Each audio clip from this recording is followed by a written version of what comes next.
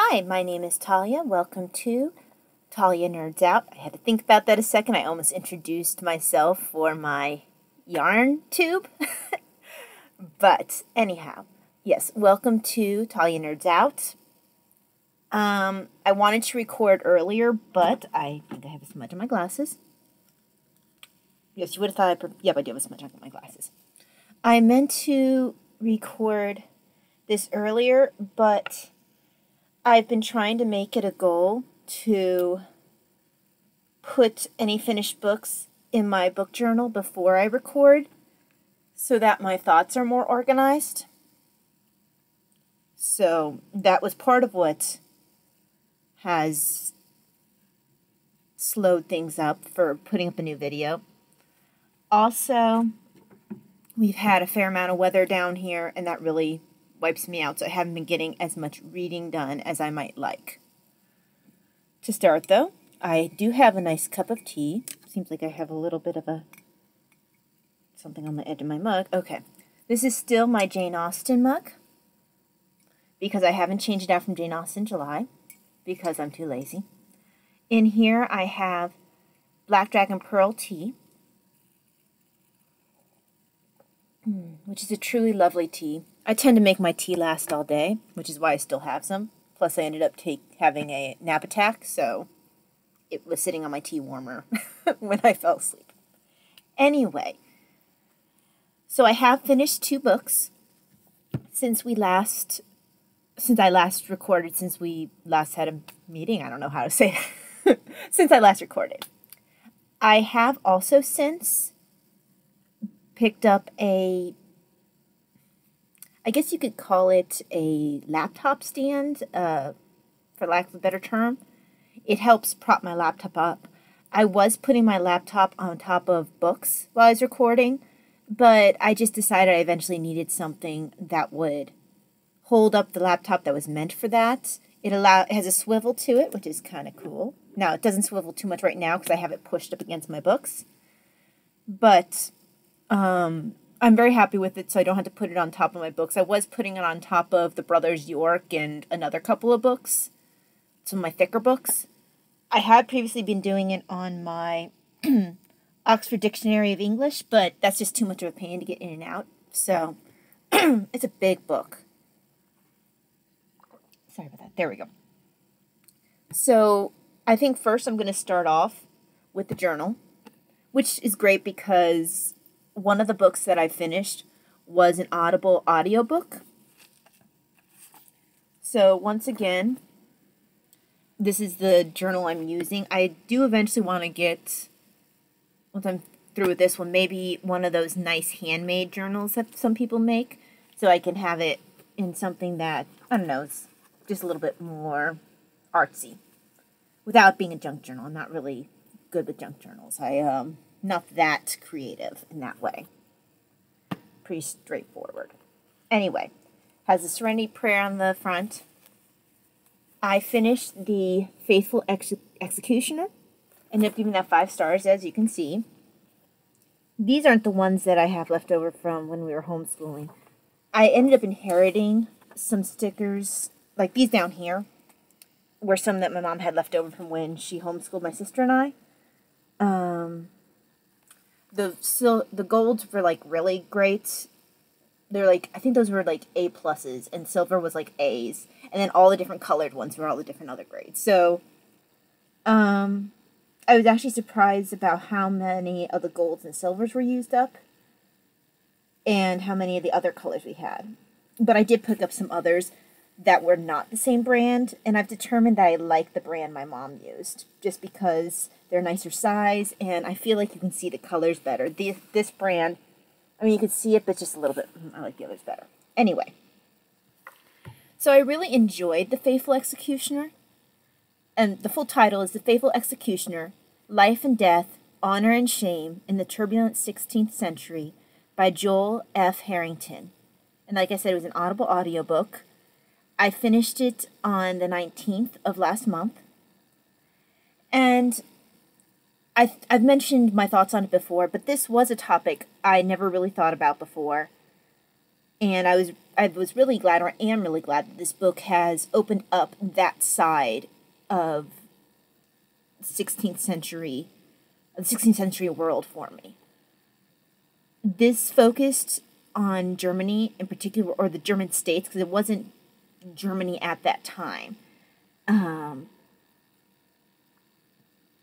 But it took me out of English history, which is my tendency. If I have my druthers, I generally stick in English history, so it was nice to kind of force myself out of that comfort zone. This book did a very good job of giving a personal view of what it was like to be a hangman in 16th century, on the job and socially. It focused specifically on the diary of Meister Franz Schmidt.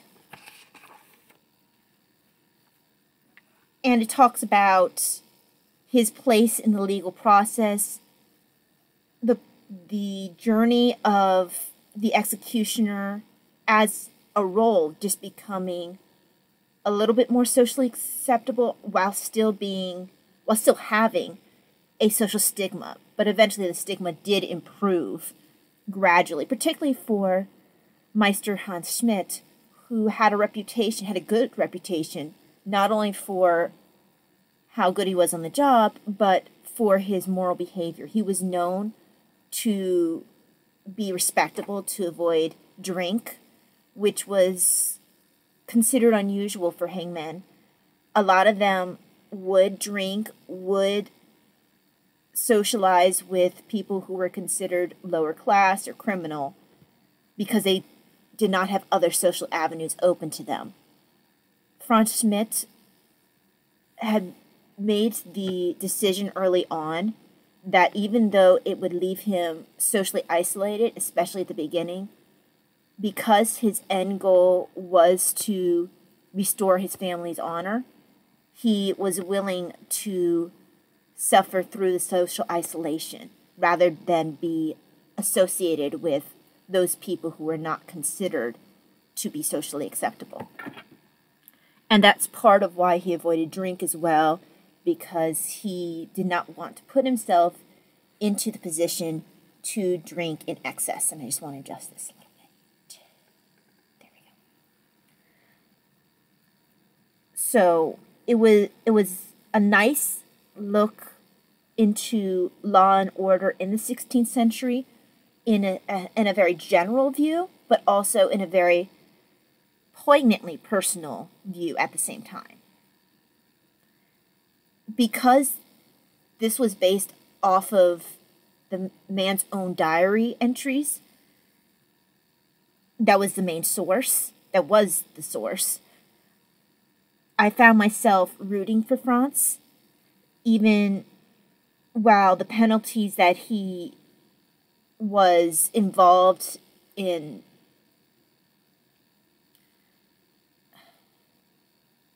sorry, I'm having trouble with words. Even if the penalties he helped exact on criminals, some of them, or a lot of them even, could be considered extreme by our standards. Because at that time, there was a belief that it was actually, to a certain extent, more cruel to keep people in prison, and also more of an expense. So they would rather either to flog, run out of town, execute, or even ship out to the colonies, rather than to keep someone in prison for an extended period of time and have them be using up resources, using up money, having to be boarded and fed by the state, by the government. Although I guess I can say state because I think they were kind of like Italy at that time, where they were city-states. So Franz Schmidt could have been easily lost to history, but because his diary was not only found, but I believe it is kept in a museum. I believe that the author of this book, however, found it more or less by accident. But regardless, his diary has kept Meister Franz Schmidt from being lost to history. And I'm glad that this book allowed me to meet him in this way and to learn about his job and his world from his point of view. So, very enjoyable book. I did give it 5 stars, as you can see by my stickers. One of the things I hope to do, and this was an idea that I got on my that one hair keeps bothering me, ends up going right in the middle of my forehead. Anyway, one of the things that I ended up doing, or I started doing on my Instagram for my booktube, and yes, by the way, I have an Instagram for my booktube. It's talia.nerdsout. It might be talia.nerds.out. I can't remember. I think it is. I think that is what it is. talia.nerds.out. But I have started following book journalers on that account to get some ideas, and I did get an idea from someone on there. Now, there's a lot of other people's tend to be a lot more pretty than mine. They tend to be that, really journal-y feel where you got stickers and, just a really nice spread. Mine's pretty much a drawing, writing. Oh, and, stars. That's just the way my brain works. Regardless, one of the things that was on there that kind of caught my attention was one of those library stamps where you have the date, and I do have a stamp like that coming in because I really like that idea where I can then scroll through the date and just stamp that because that's kind of cool.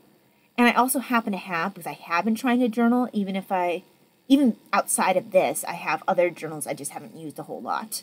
But I have library cards, even with the library pockets. So what I'd like to do is, besides drawing the cover, I would like to have the library card with the name, when I start the book, stamp that, and then I'll be able to stamp when I finish the book. And I'd like to go and find a source, probably online, with the Dewey Decimal System, and I'd like to have that on there because, I don't know, it's kind of cool. I remember looking through the card catalogs for the books, and I forget which class, probably had to be in English. I remember learning the Dewey Decimal System in school, and I haven't thought about it in eons, but if I'm going to be doing the library card with the stamp and everything, I'm going to put the Dewey Decimal, put into use the Dewey Decimal System if I can find that source again, and I'm sure it's somewhere online. Anyhow, the other book that I finished, I can't believe I only finished 2 books this month. Oh, I think I finished George Washington as well. Let me see. Because I think that was one I talked about last time. Yeah, I finished George Washington as well. So, and I finished 2. I guess I finished more than I thought. Okay, well that's better. Okay. It looks like I actually finished, let's see. I finished Word Horde, Bride's Guide to Marriage and Murder, Washington, Faithful Executioner, and now Pastimes and Pleasures in the Time of Jane Austen. Okay, well that's more than I thought I finished. Usually I try to finish more than that in a month. I'm actually behind schedule for my reading 100 books this year. I need to pick up my pace. But anyway, I have been reading more nonfiction this year. I think 64% of my books this year are nonfiction books, which is unusual for me. I usually read quite a bit more fiction. Now that will change once, I think it's in December, that the Christie's Missing read-along comes along. And I can go through Agatha Christie books like that. So I usually get a ton of books read during that time. So I know that I will make up for any loss during that period of time. Anyway, that has nothing to do with this book. So I have the book here as well, but I finished Pastimes and Pleasures in the Time of Jane Austen. I'm actually really happy with how that cover turned out. Now, I didn't get the color of the cover really well, but I'm really happy with how she turned out. Oh, and there's the bottom of her skirt, so you can see. But, yeah, I'm happy with how that turned out. You can see that I gave this 4.5 stars. And this is truly a beautiful book. The plates and paintings in here are really quite lovely. Hang on, let me get a drink. So, really quite lovely. That's one of the high points of this book.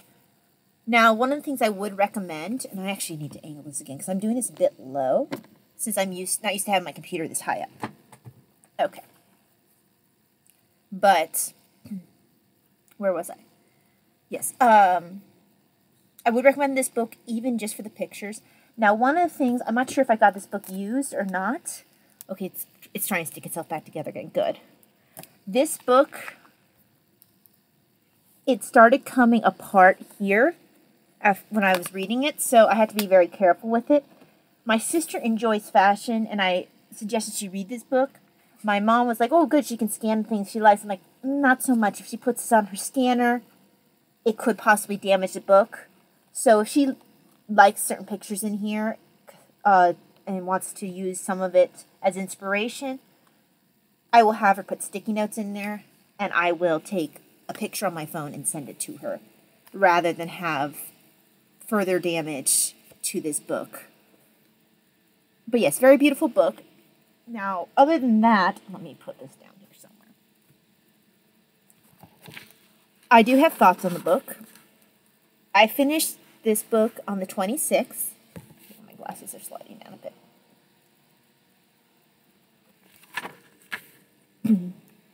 And I mentioned how lovely it is. I really enjoyed getting a peek into different aspects of Regency life. I don't think I've ever gone through what the chapters were called. So, there are 7 chapters outside the introduction and conclusion.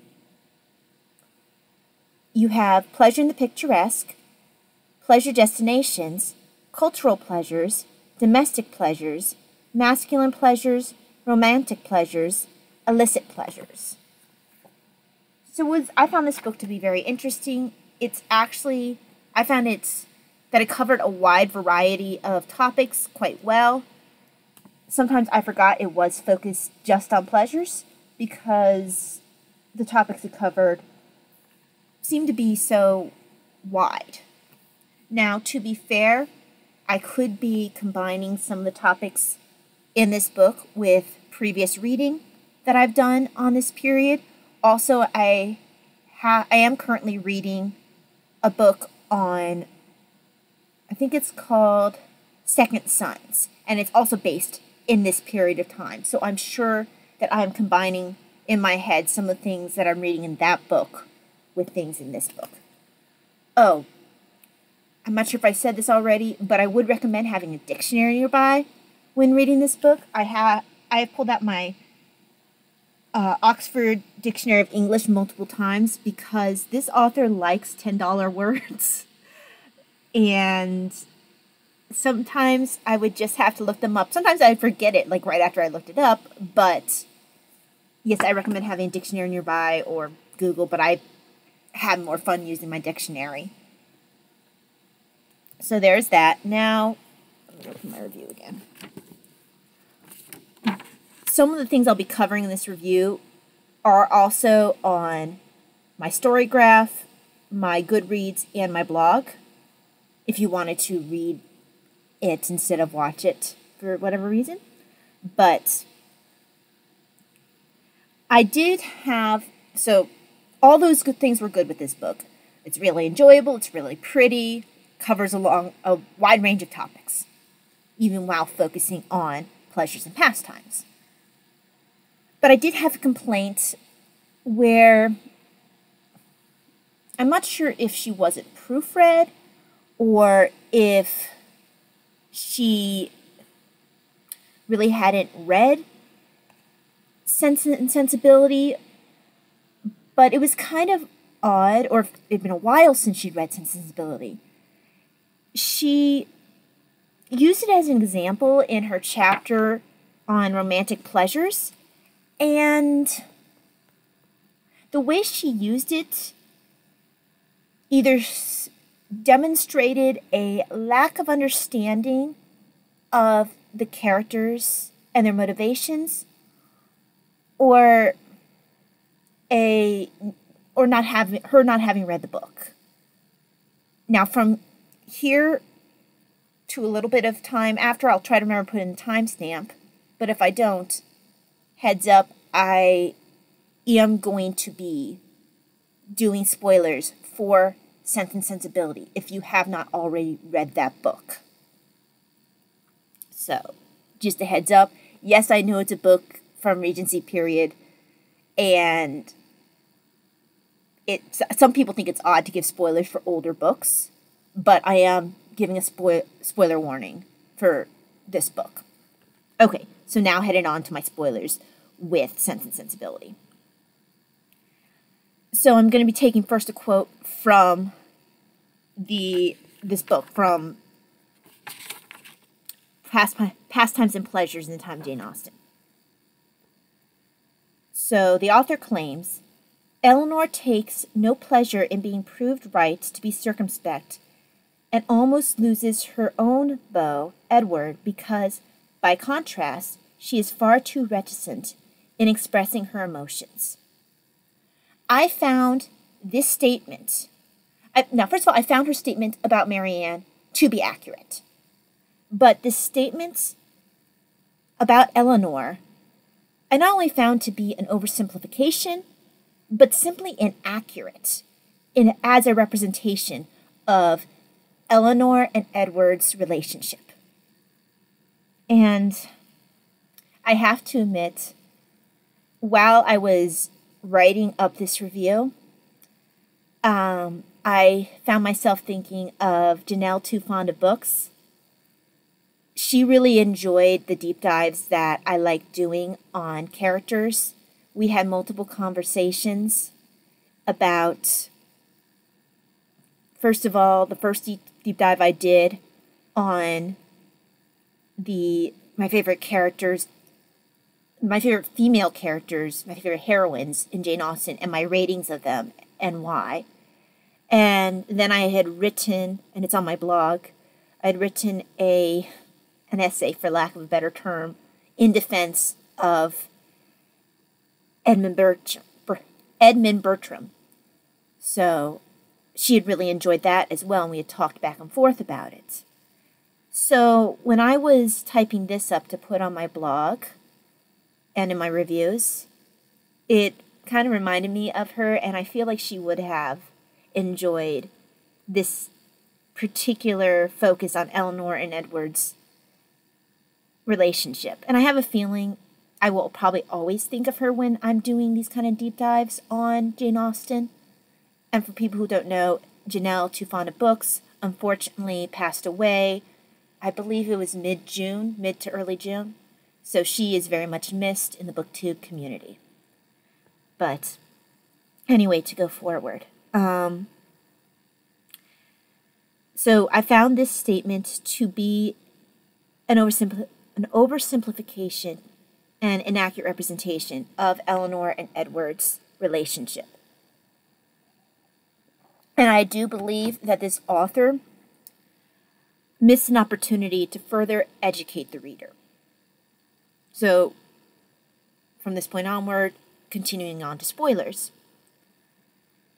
So, Edward, prior to meeting Eleanor, had been secretly engaged to Lucy Steele. This had occurred when he was younger, and he had, I feel like I have hair like right there.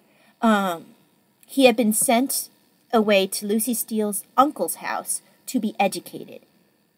There, he had believed himself to fall in love with Lucy Steele and had entered into a secret engagement with her. Now, this is important because, in essence, when he meets Eleanor, he was not free. He actually believed himself, and he says this in the book, when he and Eleanor talk toward the end of the book, he believed that because he was engaged, he was not in danger of falling in love with Eleanor when he found that he had a connection with her when he met her. Now, he was very wrong in this thought process. He misjudged the effect of Eleanor's effect on him. He misjudged what it could be to truly fall in love, since he was basing, I believe, his idea of love on his relationship with Lucy Steele.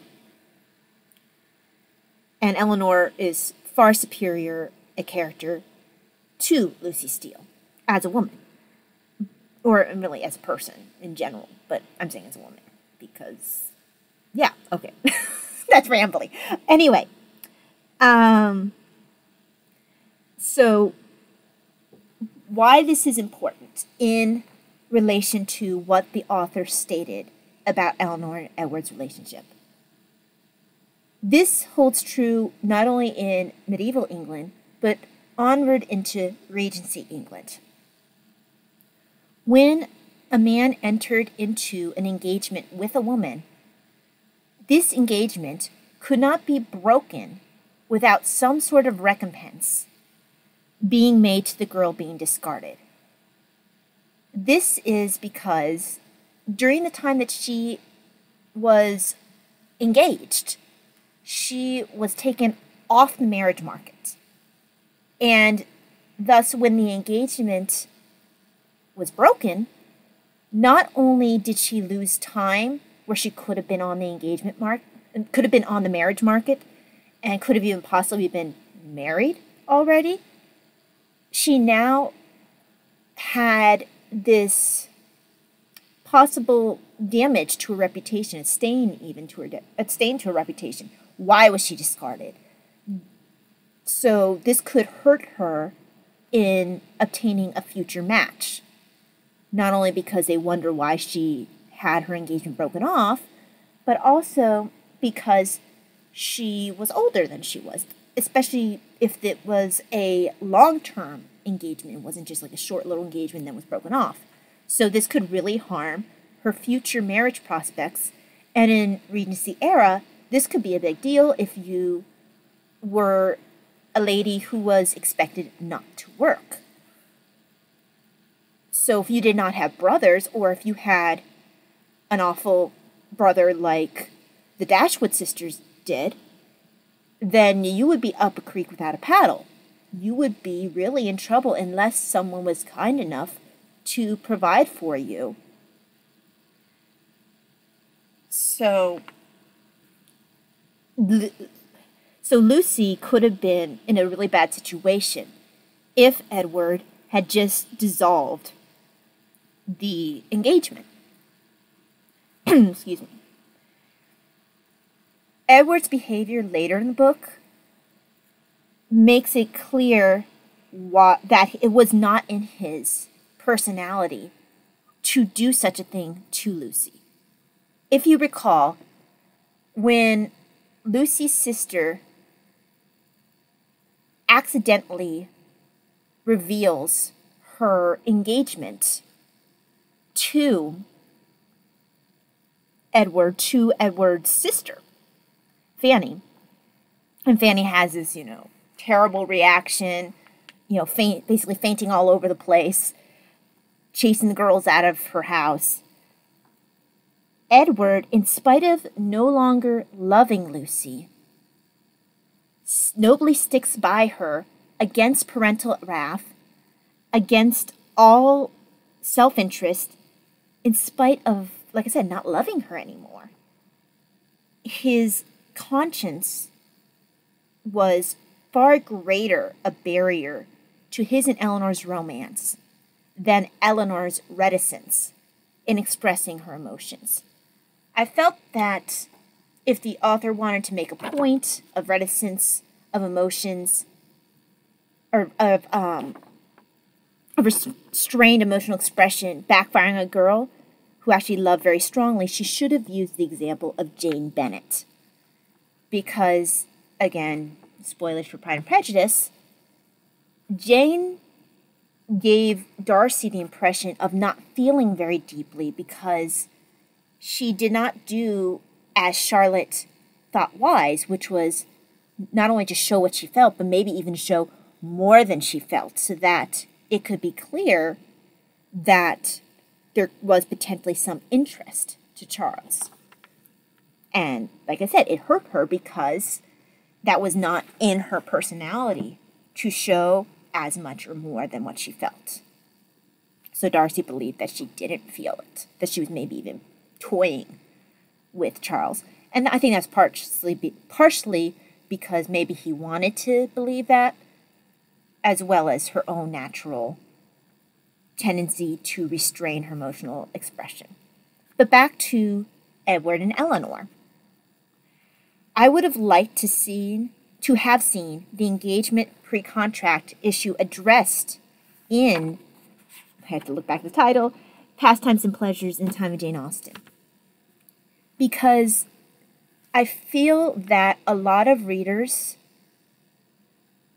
don't appreciate Edward. That they see him as weak and lacking in the fortitude to pursue Eleanor in spite of loving her.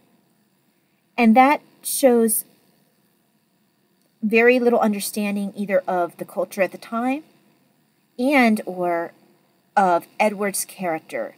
Yes, Edward isn't your... I don't know, he doesn't give, like Willoughby does to some people, the feeling of, yeah, very much kind of a man's man type of guy where he's going to go and do the hunting and he's going to just seem like he'll just go for it. Now, for Willoughby, he was a cad. But Edward's strength is different, and actually it's a greater strength. It's a strength of character. He did not pursue the desire of his heart because, in spite of his engagement to Lucy having been an impulsive action when he was younger, and he could have potentially claimed that he was too young to make that decision, he would like it dissolved based on that, regardless as to the effect on Lucy's reputation, he chose to stick by his word and his commitment, even though he did not have feelings for Lucy like he did at the beginning, while she was there in front of him. His temperament just was not one that would do harm to her. His temperament was one that would strive to nobly stick by his word and commitment, like I said, in spite of all cost to himself, even his own happiness. So while he could not bring himself to cause Lucy harm by breaking with her himself, he did when his mother when his mother actually acted upon her threats and disowned him, he offered Lucy the opportunity to dissolve the engagement, even though he did not feel that he could dissolve it without acting ignobly. Now, Lucy did not take him up on that until she found a better prospect. And even then, she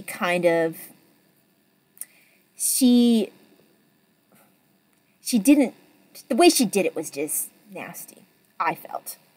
She did it while he was off studying and trying to do what he could to get a career so he could eventually provide for her. So while he's doing that, she goes and runs off with his brother, doesn't let him know that she's decided to take him up on dissolving their engagement.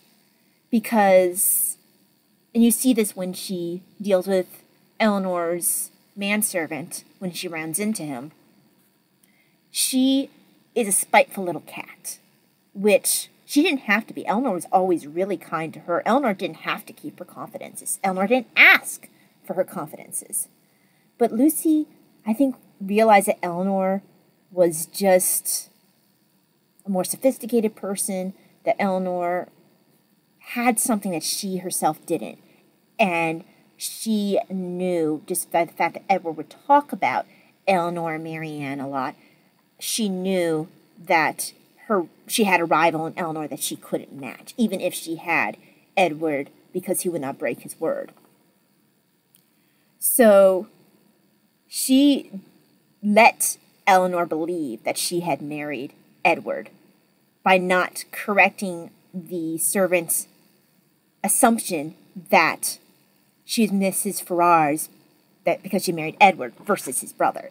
So she's just a spiteful little cat. Didn't let Edward know until she was away and already married. I think it was also by letter. I think she sent a letter that was very cold, and I think she sent his likeness back, his picture back. I think she asked for her own and for her hair back that he had in a ring. It was just a very callous way that she did it, considering that he had given up everything for her, and she had only pursued his brother because he had the money, and his mother had made the mistake of giving it to him right then instead of holding it instead of holding it like she did for Edward and make it so she can control who he got married by holding the threat of taking away his inheritance from him. So it's kind of served her right. But because that was the case, then once Lucy dissolved the engagement, Edward was free to marry. And you see, at that point, he goes and pursues Eleanor. So I do wish that this book had taken the time to show that aspect. Because if you're going to use Eleanor as an example on your chapter on romance, I do feel that Edward needs to be given a fair shake, and Eleanor, to be quite honest, because it wasn't Eleanor's fault. It wasn't the fact that Eleanor was restrained in her emotions. And by the way, I'm more similar to Eleanor in temperament myself, but I don't see anything wrong with the way Eleanor behaved.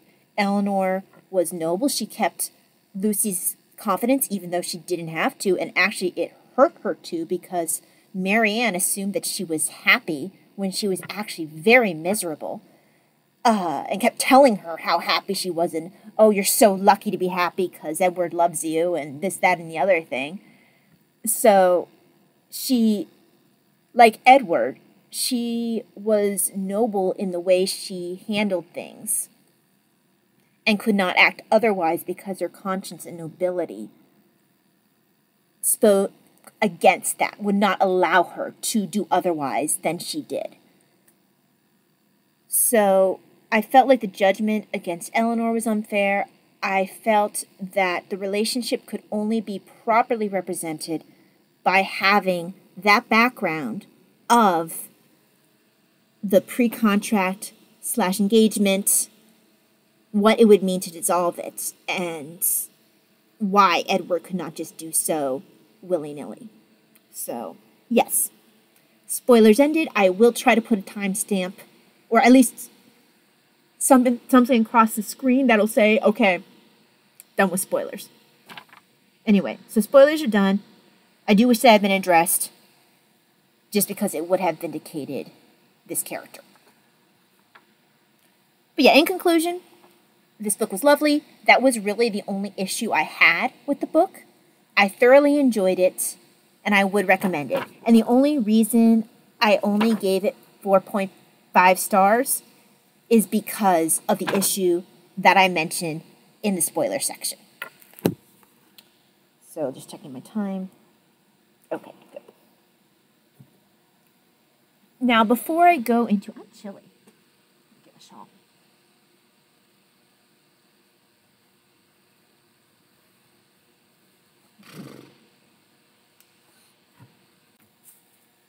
But I want to, before I go into my book haul, go into a bit the books that I have been reading. I have started an audiobook, and it is called... Give me a chance to open. I think I might need to go back a little bit on the chapter because of my daytime fatigue. I think I missed part of the last chapter.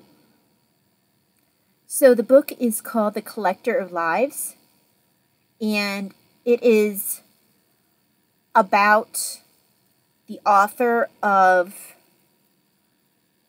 the Collector of Lives, and the author's name is Giorgio Vasari. So not only does it go into the people he talks about, but it also goes into Giorgio Vasari himself. Now, my dad, who has studied art on his own, he was familiar with the work, The Collector of Lies, and Giorgio Vasari, but he was not aware that Vasari was an artist. And I think, and I believe the author even mentions this, because of Vasari's book, The Collector of Lives, it is oftentimes overlooked that Vasari himself was a very talented artist. And I do want to look into some of his art because I am not familiar with it. And I want to get an idea of him as an artist instead of instead outside of his writing.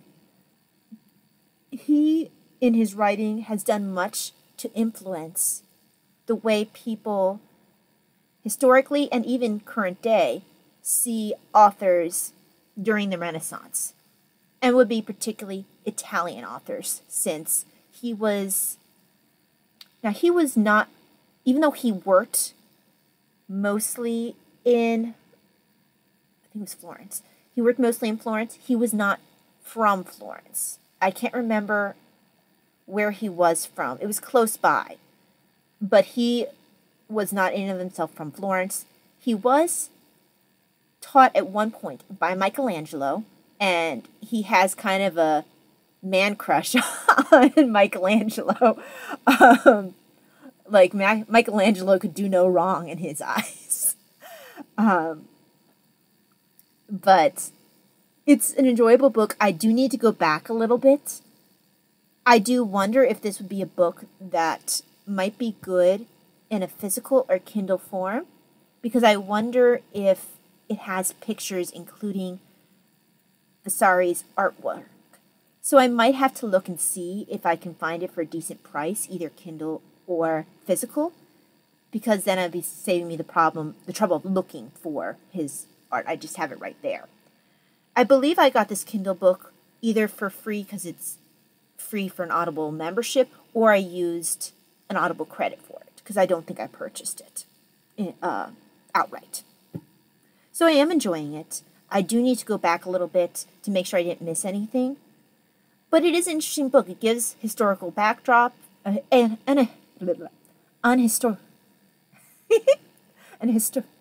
can speak. It gives historical backdrop. I can't talk. Okay, I will need to do a blooper reel or get rid of that section or whatever. It gives historical context. There we go.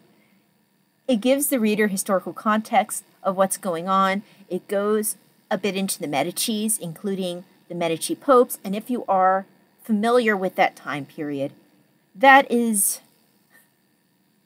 not the greatest time in papal history. Let's just put it that way. I don't believe we're quite at the period of time where one of the popes dug up his predecessors, put him on trial, had him convicted as a heretic, and then had him thrown in, was it the Seine? I think it was thrown in the Seine. I can't remember. But I probably mangled that pronunciation. Even if he didn't have him thrown there, I think that he at least had, I know he at least had him declared a heretic. And it was reversed within the next couple popes. But so this was a crazy period of time for popes.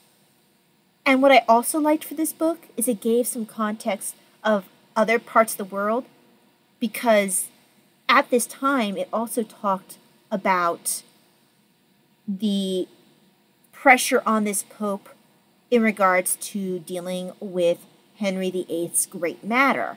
So that tied it nicely into the book that I'm reading about Chapuis, the Spanish ambassador to the Tudor court.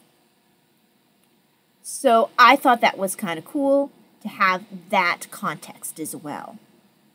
So this is a great book. I will be looking after this for a Kindle or physical copy, even if I continue to listen to it, I would like to be able to see any artwork that might be in the book. Now, if the book does not have artwork in it, I will just keep to the Audible version alone, because there's no sense in spending money if it doesn't have the pictures. So there's that book. The other books, I actually haven't been reading a lot of different books. I've been trying to finish books. Oh, first Kindle. I did read some Chapoy. I actually have the physical form of that coming in, not because there's anything wrong with my Kindle book, but because I'm enjoying it so much, I want to have a physical copy. So that's coming from eBay, because that was the best price I could get. That's one of my guilty pleasures, is price shopping for books. The other book that I'm reading is Gentlemen of Uncertain Fortune: How Younger Sons Made Their Way in Jane Austen's England. This is by Rory Moir. I'm not sure if I pronounced that right. M-U-I-R. Sorry about the darkness of the screen. I keep this on night mode because I have light sensitivity. But this book is quite interesting. It goes through all the different possible careers for gentlemen, not like the average Joe, like those from good families, and what level you would have to be considered respectable, and also how much money you could expect as a second son to make, and how much you would have to depend upon a father or an older brother. What I like also is, besides talking about the topic itself, this book provides concrete examples. It provides names. It provides stories. So it puts a personal face on what it's talking about. I really enjoyed a couple of the stories. One was in the section on banking. Very interesting young man there. His story reminded me a little bit of It's a Wonderful Life, when there's the run on the bank and on the, what's it called? The something and loan. Jimmy Stewart's father's business. And I can't remember what it's called. But there was a run. They would loan out money. But there was a run on them and on the bank. People were taking out all their money, and this is what was happening to this other bank in this book, Second Sons. And they had to keep their doors open until closing time, or their business would fail. In this case, the bank. In Jimmy Stewart's case, the something and loan. In Jimmy Stewart's case, they had Mama Dollar and Papa Dollar. They were able to keep it open just that long, and they put it in the vault, and maybe they would just develop a whole big family. But they have a really great story about how this young man beat the odds to keep this bank open till closing.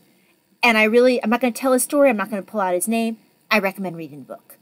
The other story I really remember is about one of the young men who became a reverend, who became a pastor.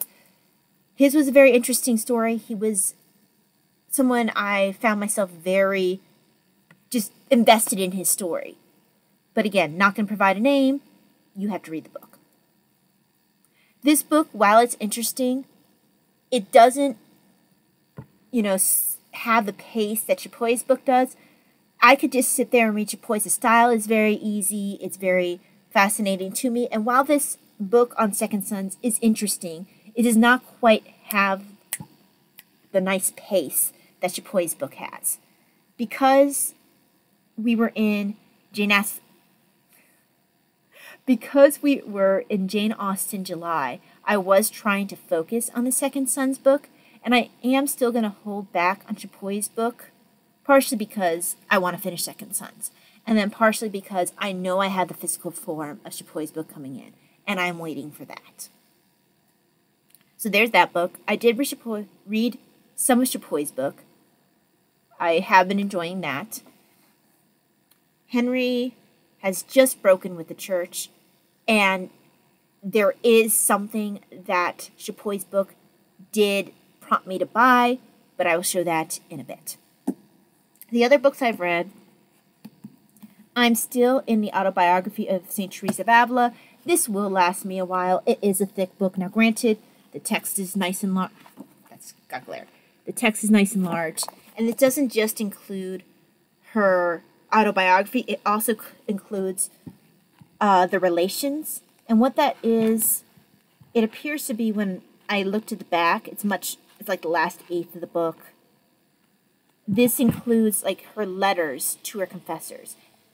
And the reason she wrote these things, I know I've mentioned this before, but the only reason why she wrote her autobiography, and maybe even her relations, although I think the relations might have been something she would have written anyway, but a princess had been annoyed because Teresa of Avila did not play ball just because this lady was a princess. She refused to be bullied.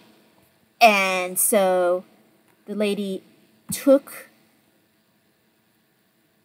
an autobiography that Teresa of Avila had written. Okay, so the autobiography had initially been written because her confessor wanted to make sure that she was leading a life that was appropriate, so that way he could try to determine one way or another if the visions she was experiencing were from God or from the devil.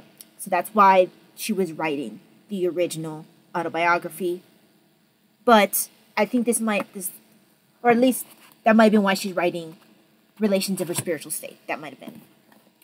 But one of the two of these, either the autobiography or the relations, was written because this princess, in a fit of pique, had sent either the autobiography or the relations, whichever she had access to the Inquisition, because she wanted to get Teresa of Avila in serious trouble.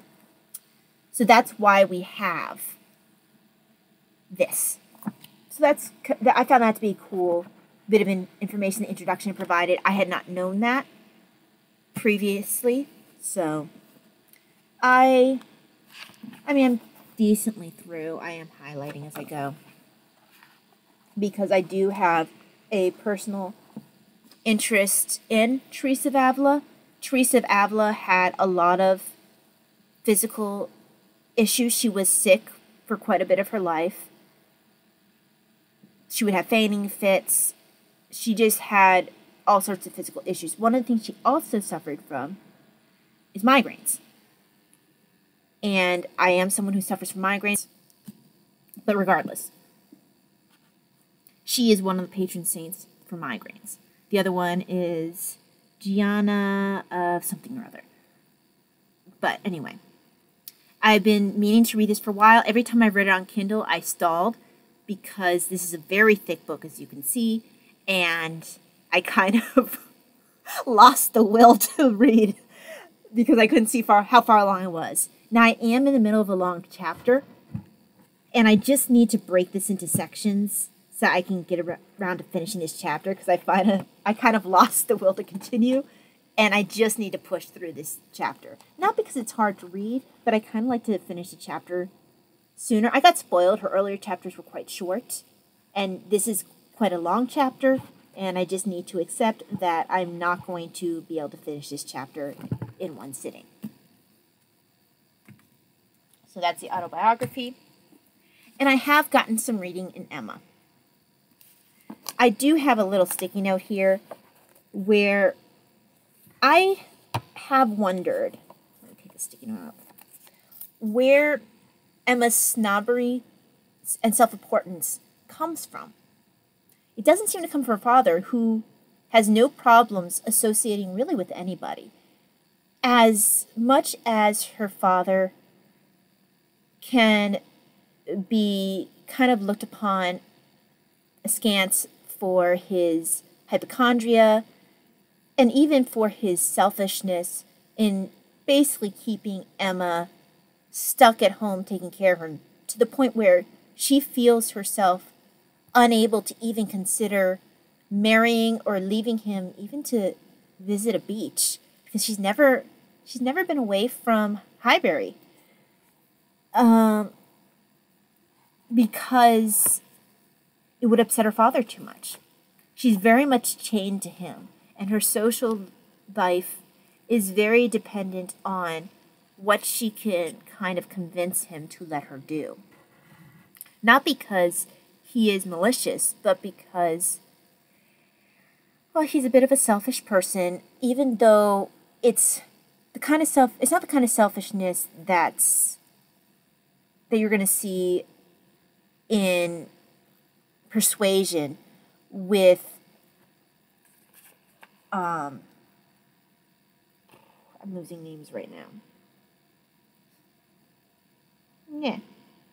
With that main character's father. And I don't know why I lost her name because she's one of my favorites. But anyway. It's not that kind of selfishness. It's a kind of it's a doting selfishness. And so she doesn't get it temperamentally from him. I'm not sure if it's because her sister doesn't seem to show it either. And Mrs. Taylor doesn't seem to show it. The only thing I think of is she was so darn spoiled. Like, they all looked upon her like, oh, you're so smart, Emma. Oh, you're so talented. Oh, Emma, you can do nothing wrong. The only person who ever called her out on anything was, of course, Mr. Knightley, who is by far my favorite of Jane Austen's heroes. It's just a shame he's in my least favorite of Jane Austen's books. And that has nothing to do with him. I still love him. Emma's just a hard character. As Austen had said, it's a heroine that only she could love. And I still can't convince my mom to read any of Austen's other books. She started with Emma, and she absolutely refuses to try any others. Even though I tell her, like, look, Emma was a bad choice. Even Austen said it was a heroine only she could love. Absolutely refuses. I just can't convince her. Which is a shame because I'd like to share Austen with her, and I just can't convince her no matter what. She's digging her heels in. So, it's sad. I even try to get her to read Lady Susan to start, since it's a shorter one. But, alas. So, the only thing I think of, since none of the other people around her seem to have the snobbery, because she has a sense of her elevated status. She is, like, the first lady of that area. She is of the highest status there. But she didn't know her mother, so she didn't get it from her mother. Because her mother died after she was very young. I don't know if she died in childbirth or if she just or if Emma was just too young when she died to have ever really remembered her.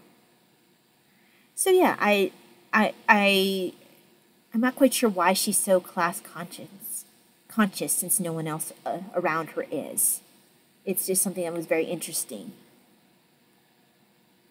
Because the way her family spoils her isn't really based on class, it's based on her personal virtue. So I understand where she might have an elevated sense of self as in her capabilities, but her elevated sense of status and her snobbery towards, like, the Coles. I think it's the Coles that she has snobbery towards. I mean, she has it towards everyone, but it depends on who they are. Like, how much of snobbery she has. I think it's the Coles that she had a particular issue with. And then, of course, her friend, I swear, my brain. Harriet's. Her friend Harriet's farmer beau and his family. She had issues with him, too, because he wasn't high enough in class. And if Harriet married him, she felt that she couldn't associate with her because of that. She would be lost to her forever. So, that's part of why this book can be hard to get through. But it's well written. I really loved the beginning of one of the last chapters that I read. I think it might have even been the last chapter that I read. The first sentence, or the first paragraph of that chapter kind of made me laugh because it is Austen's sardonic wit It's amazing. Chapter 29. So, it may be possible to do without dancing entirely. Instances have been known of young people passing many, many months successively without being at a ball of any description, and no material injury accrue either to body or mind. But when a beginning is made, when the felicities of rapid motion have once been, though slightly felt, it must be a very heavy set that does not ask for more. So I just loved the fact that little like jab at the fact that, it doesn't, not having it won't cause him any physical harm, but it was just, I thought that was clever. This is the kind of humor that I do love. It's wordplay and little jabs. I'm not really a slapstick type humor. This is my humor. And I'm not sure why I'm having so much trouble talking today. Okay, now I can go on to my book haul. Now the first one is because I got something in my email where there's going to be a podcast/study guide based on this book. And I have been meaning to eventually read this book. It kind of goes hand in hand with my other Teresa of Avila book. And that's The Interior Castle, or The Mansions. I've been warned that this book is hard going. My mom has never been able to finish it. But she also says that people who enjoy John of the Cross, who is a contemporary of Teresa of Avila's, I believe she also was his spiritual director, if I remember correctly. It's not going to say in the back, I don't think. But this goes through her idea of the spiritual life. So it's one of those classic books that I've been intending to read. And this is actually the copy that was recommended by the study guide. So this is the copy I went with. I think I got it used. I think I got it through eBay. Yeah, that's exactly where I got it from. Because that was where I got the best price. So this is a book haul. Another one of my book hauls. I think I got it decently off in price. Oh, I remember where I saw this. I ended up getting it on Amazon because the price was less expensive there. There was a sale at Cambridge bookstore, but I got less expensive on Amazon, so I went there. Anglo-Saxon Medicine. And this hits all my interests. I am very much interested in English history, as I've mentioned before. And then the other thing I'm very much interested in is medical history. So this is going to be very much of a scholarly book, probably like my one that I read about deformity and disability in antiquity. So I have a feeling it's going to be one of those kind of books where it's going to be a little bit slow going, but that I'm going to really enjoy. Now, the typing is small, but I do look forward to this. Maybe the next Historathon for next year. Maybe I'll do it for this quarter, not this quarter, second quarter next year. So I was excited when this came up. After that, this is a bit more my geek type thing. And I do need to get back into reading my Lara Crofts so that I can do another comic episode. I ended up picking up one of... Okay, so these are called Elseworlds comics. These are Batman comics, and these are all like kind of alternate universe. You know, in Marvel, I think they're called the What If comics. And I believe one of the forms of the What If comics are the Elseworlds comics. Those are more of they're alternate universe, possible other histories.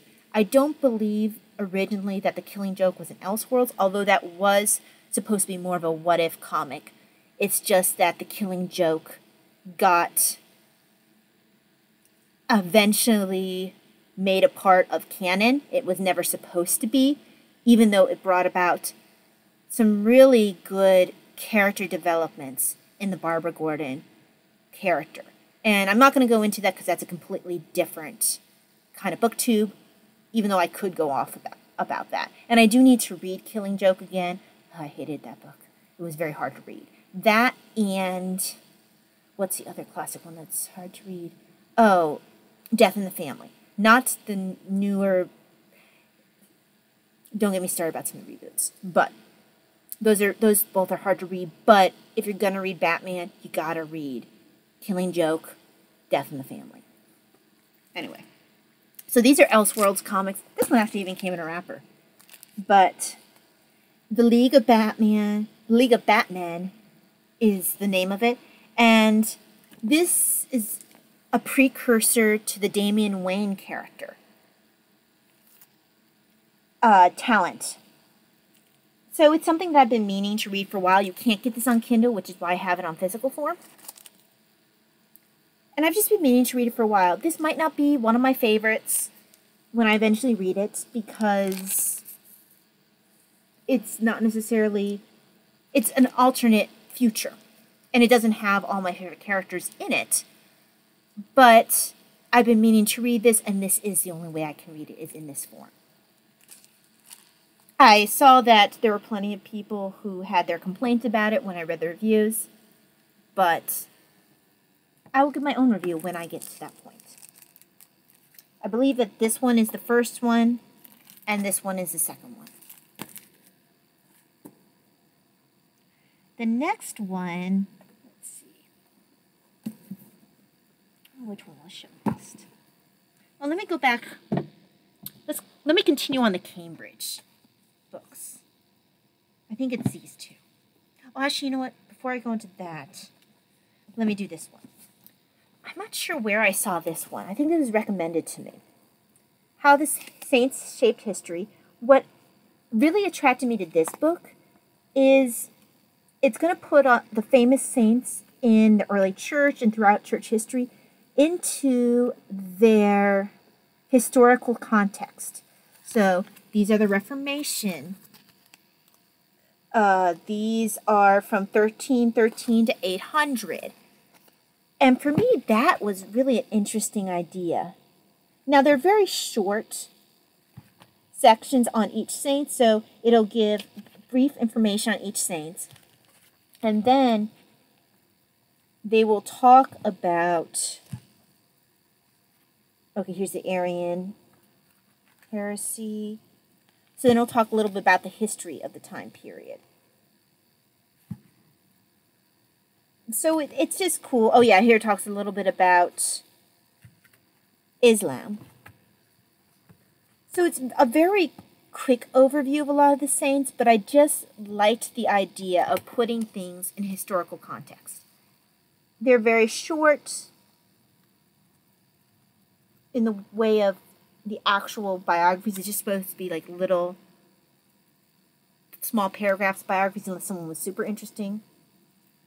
But yeah, what's cool about this is if I'm in a certain period of Historathon, if I want to, I can go ahead and actually, okay, we're right now in 1500 to 1820. So that will take me through Reformation, Reform, and Renaissance to midway through Enlightenment and Modernism. So if I wanted to, I could follow along in this book, which is cool. Then the next one, this is one of the Cambridge books I picked up. Making Money in the Early Middle Ages. I was hoping this would have more color pictures. Actually, I was hoping to have more pictures in general. I was kind of disappointed at how few pictures there are. I mean, there are pictures, but just not quite as many as I thought there would be. But regardless, I do think this is going to be an interesting topic.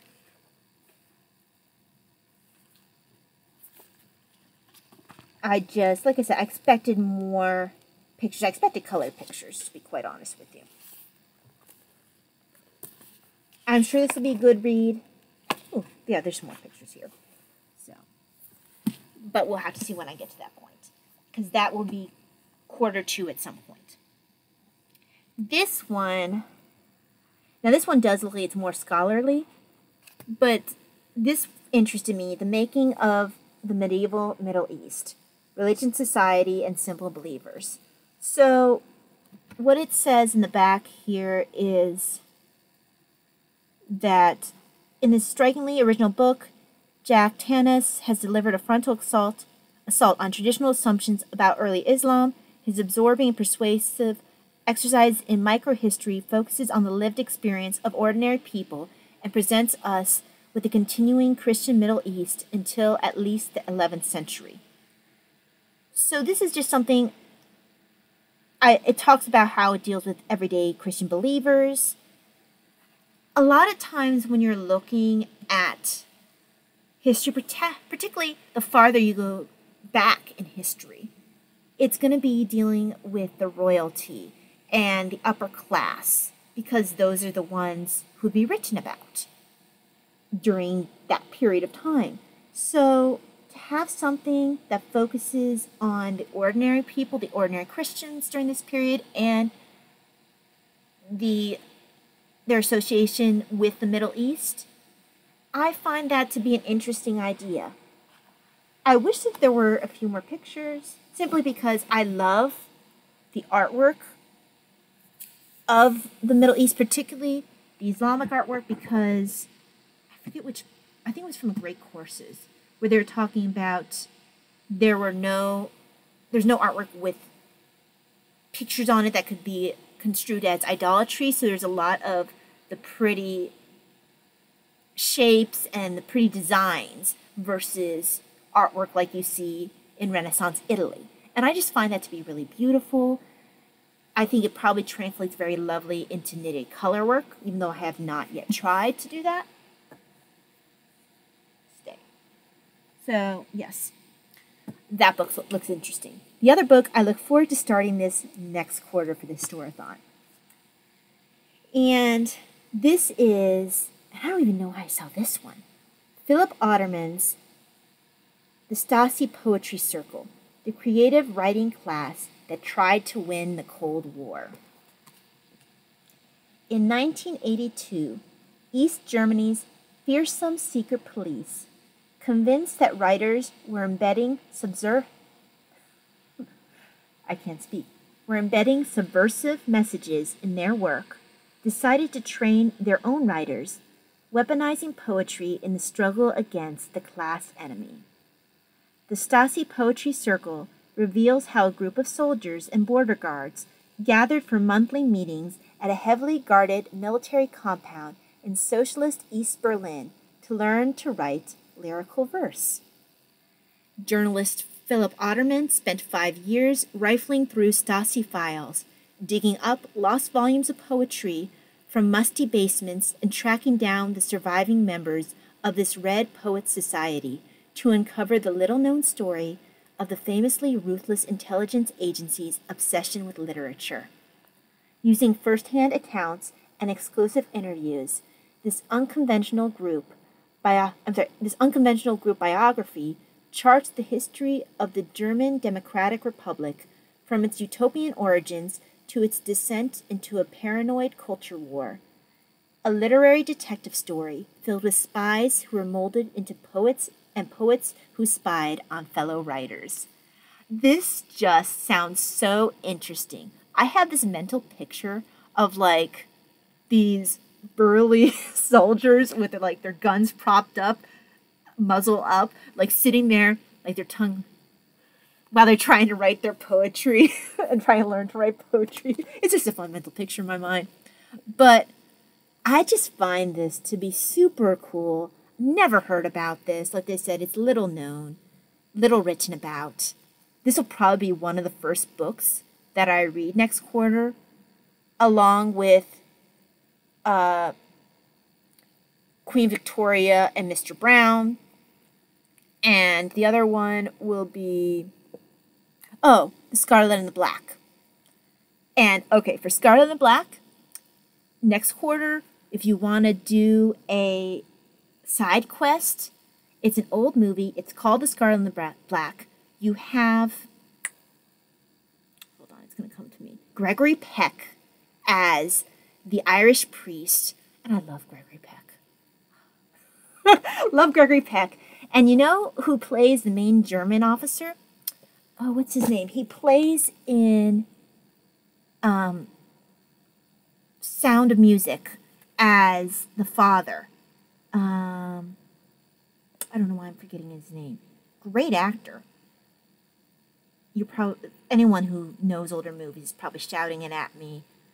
Okay, the Scarlet and the Black. And it's later in their career for both of those men. Oh, there it goes. Scarlet and the Black. It's 1983. So like I said, later in the career for both of them. It's a 1983 Italian-American international co-production. Oh, I didn't know it was Italian-American. I thought it was just an American movie. Okay, cool. And, okay, Christopher Plummer. Alrighty. Based on J.P. Gallagher's book, The Scarlet Pimpernel of the Vatican. I think I own that book! Scarlet Pimpernel of the Vatican. Yes! Published in 1967, because I have 2 books written about this topic. Ooh, I need to make sure I read The Scarlet Pimpernel of the Vatican first. That's such a cool title. The film tells the story of Monsignor? I can't say it. Monsignor. Hugh O'Flaherty, a real-life Irish Catholic priest who saved thousands of Jews and escaped Allied POWs in Rome. Also another interesting book during that period. I used this book in a report I wrote on Pope Pius XII, I believe. No, 14th? The Pope during that time period. I was right, Pope Pius XII. I wrote a report on him when I was in high school. And there's a book for anyone who's interested in that time period, World War II. It might dovetail nicely with The Scarlet Pimpernel of the Vatican. It's a book written by a Jewish rabbi in defense of Pope Pius XII. And I think he actually was one of the survivors, one of the ones who did survive because of Pope Pius XII.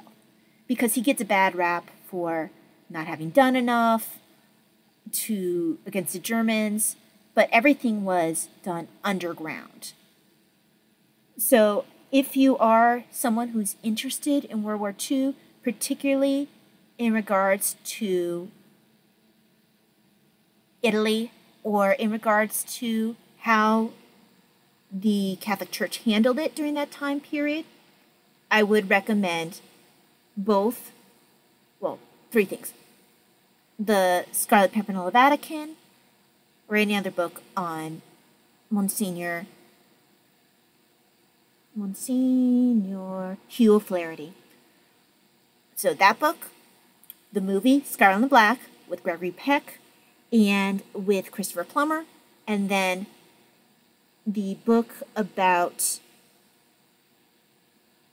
Pope Pius XII.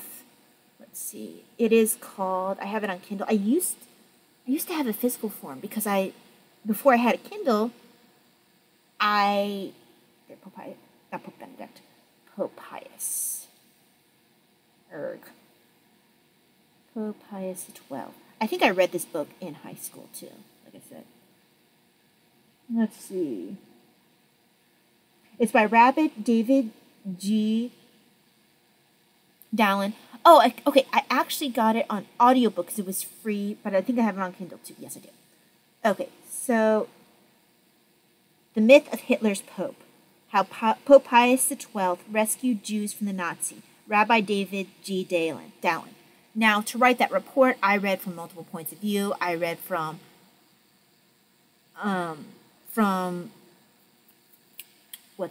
hostile sources as well as supporting sources. Although I believe that this rabbi's book was perhaps my strongest source. But yes, I would recommend The Myth of Hitler's Pope, The Scarlet Pimpernel of the Vatican, and the movie The Scarlet and the Black with Gregory Peck and Christopher Plummer. Okay, that was a complete sidebar. Looking forward to this. Don't move. My books are trying to fall.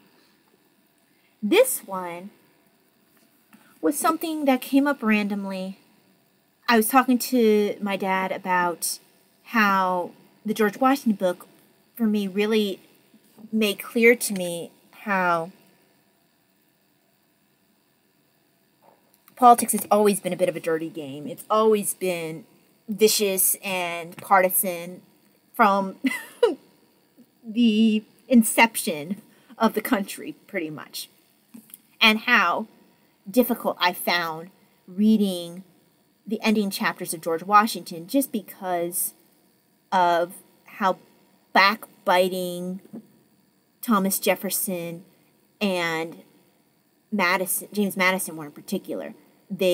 I came away from that book disliking them immensely. And he mentioned that actually our priest happened to be reading this book and mentioned the same thing that I did. David McCullough, and I have heard that he is the quintessential biographer for John Adams. He suggested this book on John Adams. So I went ahead and picked it up. I've already read one book on John Adams. It was about him and his decision to represent the British soldiers after the Boston Massacre, because he felt that if America was going to go forward as a country after this war was won, they needed to set early on an example of what a precedent of law.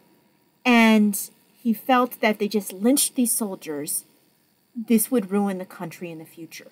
So he represented them and gave them fair representation because he felt that was the best for the country. And that was in spite of Samuel Adams, another person I ended up coming away disliking immensely.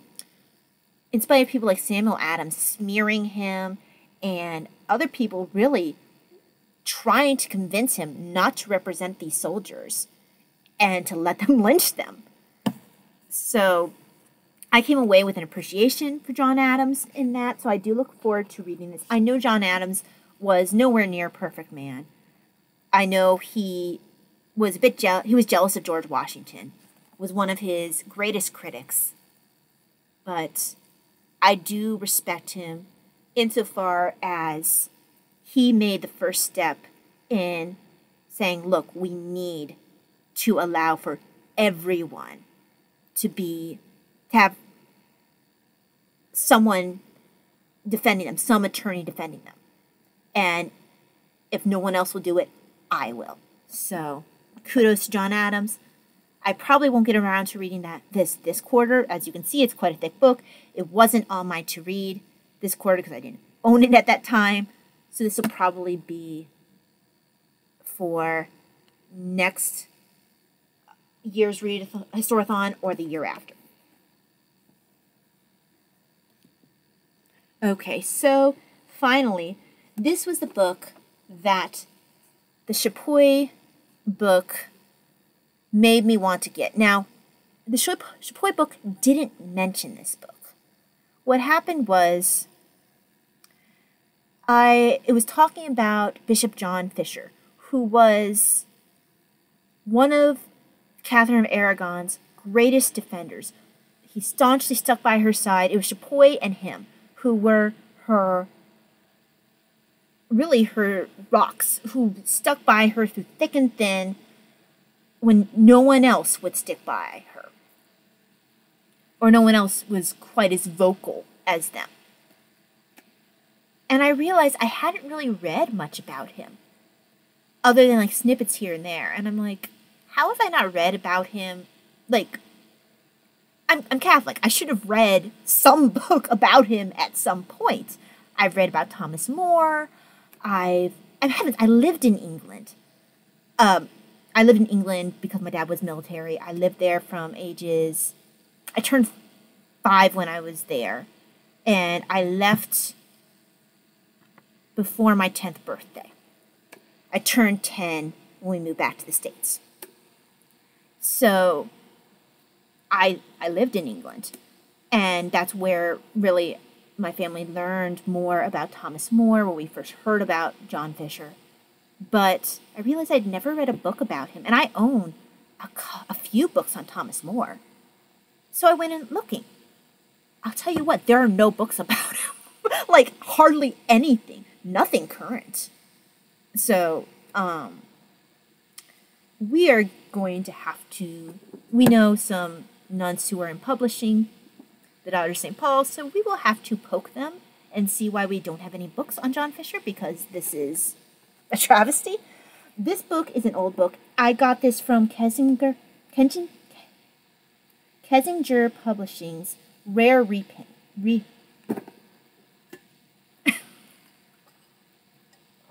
Okay, let's try that again.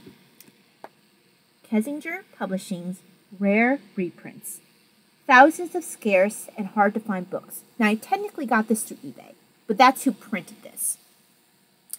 Guys, I could not find a copy for the longest time that was less than $30, $40. Most of them were significantly more than this. $7, y'all. And in excellent shape. So this book is called A Valiant Bishop Against a Ruthless King, The Life of St. John Fisher. This was just about the only book I could find on the man. And I'm not sure why, because Thomas More gets all this attention, but Cardinal John Fisher, I called him Bishop, oops. Well, he is a bishop, but Cardinal is, next level up. But this was printed in 1937, copyright 1938, and it hasn't been updated. Oh, it has an imprimatur, cool, and Neil Obstat, perfect. That just means that it has rubber stamp of, okay, church says this is accurate, etc. So, yeah, I don't know why there's nothing written on the man. It's not like we have no information on him. He was high-ranking in the Catholic Church in England during Tudor England. He was a mover and a shaker to the point where Henry VIII had him beheaded. I think he was beheaded right before Thomas More was. But Thomas More gets all the attention. I'm not sure if it's because Thomas More was a friend of Henry VIII, and you have a kind of Thomas Becket, Henry the Third? I think it's Henry III. Relationship where another chancellor friend got... Well, okay. To be fair, that Henry didn't have his chancellor/bishop killed. That's the famous... Will nobody rid me of this meddlesome priest, or low-born priest, depending on the story, and then some of the soldiers go and kill him. That is Plantagenet, England. If you are interested in his story, who wrote a good book on him? Was that an Alison Weir book? No, it wasn't. I can't remember who wrote a book on him that I read. No, it might have been Alison Weir. Anyway. So I think, like Thomas Becket, Thomas More's story gets remembered for that reason. Also, A Man for All Seasons is about Thomas More. And I don't know if it's also because his son-in-law, and I actually have this book coming in too, William Roper wrote a book about Thomas More, and we have, I think it's John Guy, wrote one biography on Thomas More by itself, and then wrote another one. It's called something like My Beloved Daughter, or something like that. It's the communications between Thomas More and his daughter, his eldest daughter, I want to say, the one married to William Roper. They stuck by him even when his wife was like, please just give in. Just do what Henry wants you to do. And he wouldn't give in because his conscience would not let him. So I guess maybe it's because you have all of these period sources of his family, of the fact that his story maybe seems more interesting to people. But it just doesn't really seem fair that there's only one book on John Fisher that I could find, and it was rare. But I look forward to reading this. I will try to read this quarter because I'm really excited that I even got this, because it can't be found. And it's really good shape. I mean,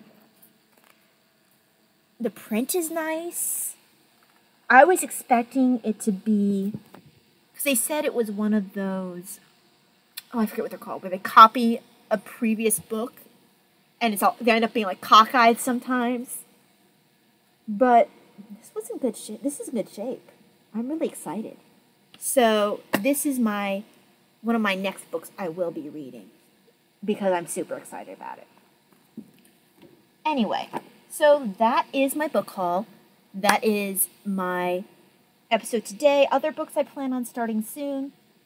When I finish some of the books on... Whoa, don't fall. It fell. There goes Lara Croft. Let me put her back where she belongs.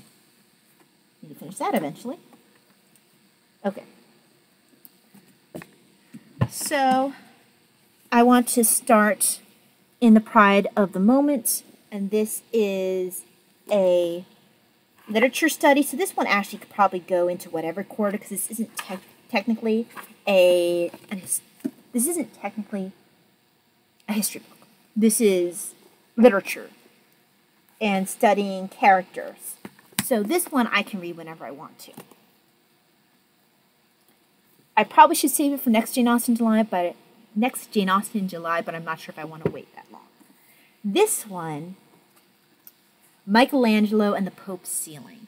Title's kind of obvious. I kind of feel like I want to start this after I finish the book that I'm listening to on, I forgot the title already. The Collector of Lives. And there is a good movie with Charlton Heston and, the guy who plays the male lead in My Fair Lady. He also plays Dr. Dolittle. He plays the Pope. If you want to see a movie based on this, what is it called? Charlton Heston plays Michelangelo. Pretty sure it's Charlton Heston.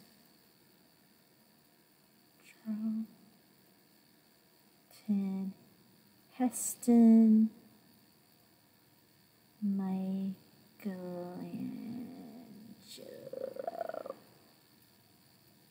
I'm sure I misspelled Michelangelo. I have actually seen the Sistine Chapel. When we were in England, my parents took advantage of the fact that we were there to go and travel a bit. We went to Scotland or Wales. I think it was Scotland, where they have the haggis.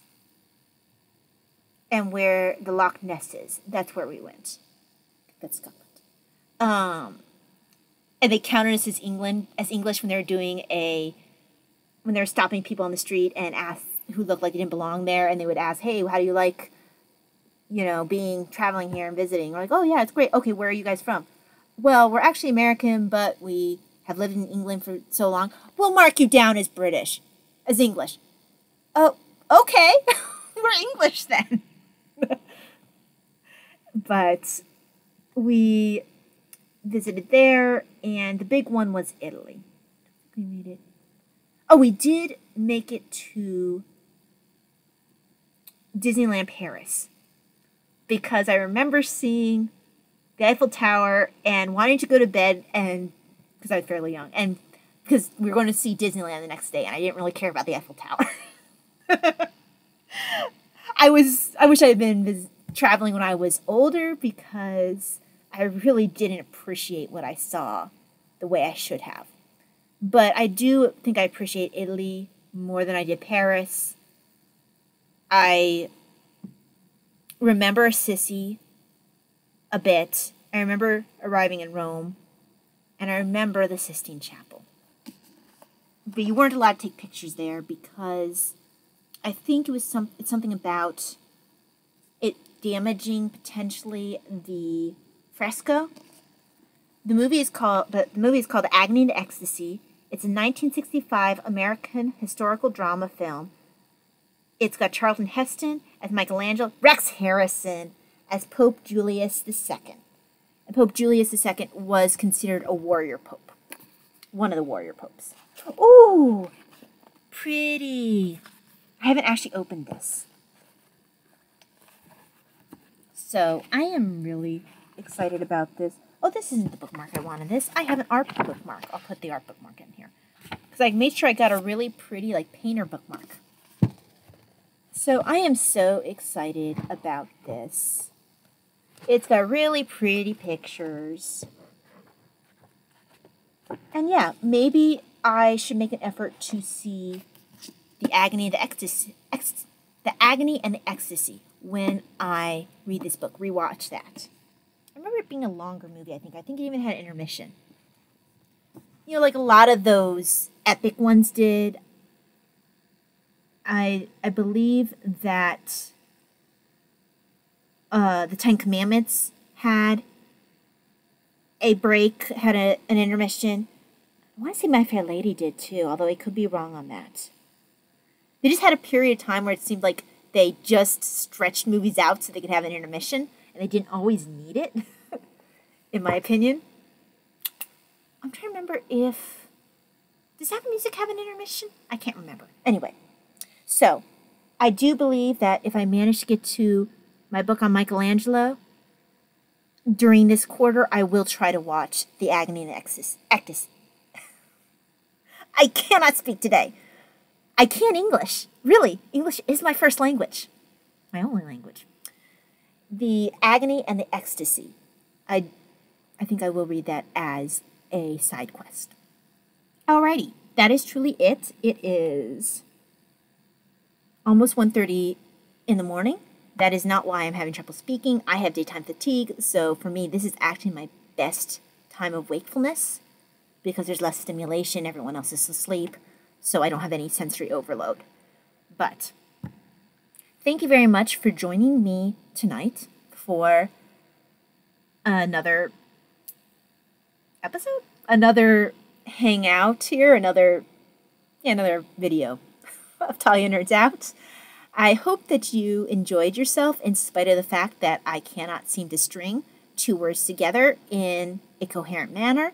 I cannot pronounce English words, and I am very special.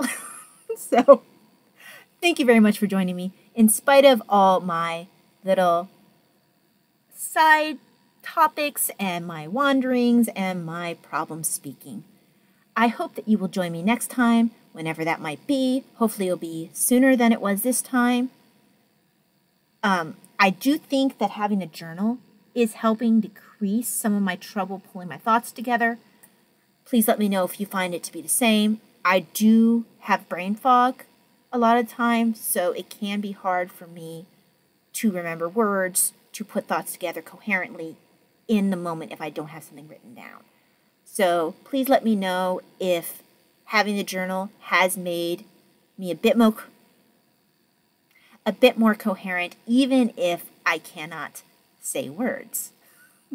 Okay, thank you for joining me. I will see you next time. God bless. Bye.